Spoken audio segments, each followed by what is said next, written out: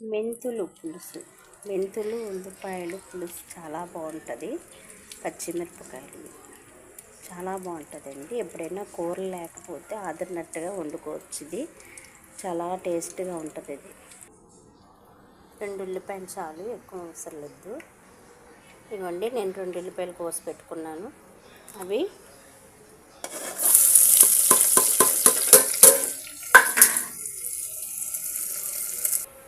ఇవ్వండి, పచ్చిమిరపకాయలు నాట్లు పెట్టుకున్నాను. ఒక బంగాళదుంప వేసుకుందాం, బాగుంటుంది.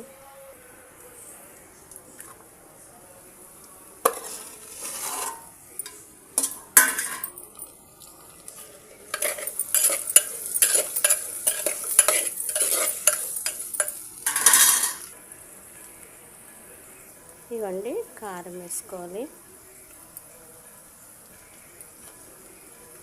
చాలు. తగినంత ఉప్పు వేసుకోవాలి.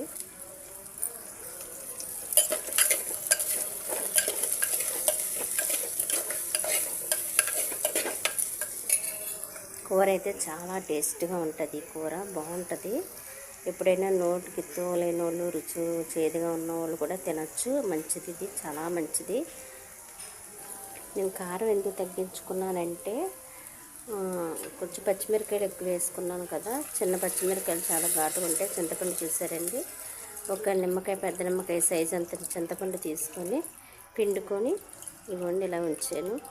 ఈ జ్యూస్ వేసుకుంటున్నాను అంతే.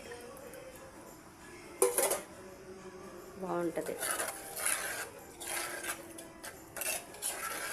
చూసారా, ముక్కలు కూడా పుల్ల పుల్లగా తగులుతూ ఉంటాయి. యాక్చువల్లీ నేను బంగాళదుంప వేసుకునేదాన్ని కాదు, కాకపోతే బాగుంటుంది ఆదరినట్టుగా. మన ఇష్టమే, వేసుకున్నా పర్లేదు, వేసుకోకపోయినా పర్వాలేదు. పుల్ల పుల్లగా నోటికి తగులుతుందని వేసుకోవడం అంతే. ఇదిగోండి, కొత్తిమీర, కరివేపాకు వేసుకున్నాను నేను. మరుగు వచ్చింది, చాలా బాగుంటుంది.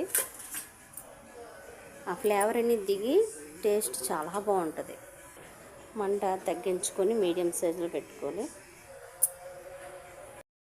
ఇదిగోండి, కూర చూసారా, మెంతులు, చింతపండు, ఉల్లిపాయలు, పచ్చిమిరపకాయలు, బంగాళదుంప చాలా బాగుంటుంది. టేస్ట్ అయితే పుల్ల పుల్లగా, నోరు ఎతవలేని వాళ్ళకి ఎతవుతుంది. ఎప్పుడైనా కాయగూరలు లేనప్పుడు ఇలా చేసుకోవచ్చు.